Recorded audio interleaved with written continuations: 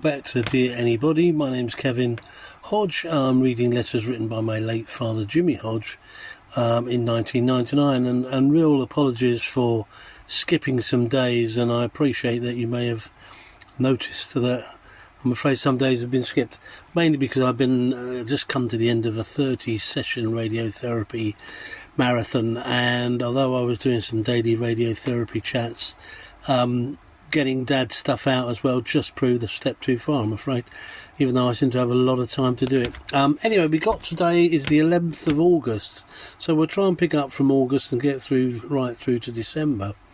Today, hot topics, and it's always a reminder of how things pass. It was the Duke of Edinburgh who was in the news 26 years ago.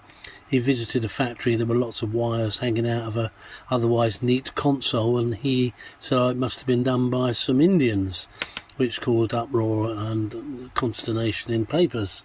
However, Dad said if it had been said it was done by an Irishman, probably no one had blinked. Don't know. It said mobile phones, 75,000 were sold in 1 week because there was a bit of a price war in a supermarket chain.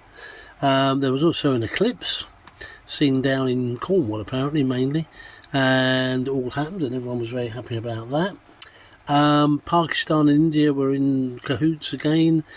Well, not cahoots, they were fighting each other because India shot down a Pakistani plane, and so the troubles which still seem to rumble on 26 years later were still there 26 years ago.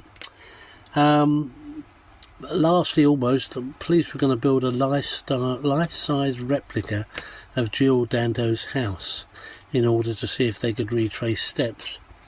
Dad didn't think it was particularly good use of money, given that he said I don't think anyone else would have been given that sort of level of funding, and I don't know if they ever did really bottom that out, sadly.